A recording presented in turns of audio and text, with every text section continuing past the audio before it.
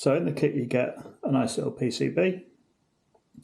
It's been nicely, is it silk screening still on PCBs? I don't know. But it's got labels for where all the components go. There's not an awful lot on the back, as you might expect. There's there's a couple of tracks there. You can get that, a couple of tracks. So yeah, PCB, gonna need that. We have a toroid, which, there you go.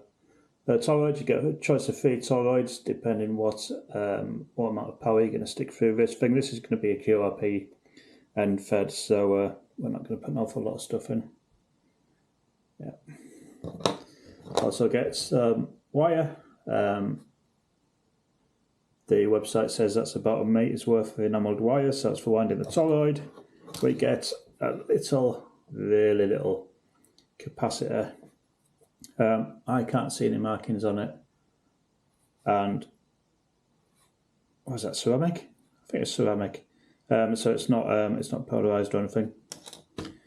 And last but not least, we get, oh, not last actually, we get a wing nut, and hiding in this bag we have the BNC for the antenna. So that plus a couple of zip ties.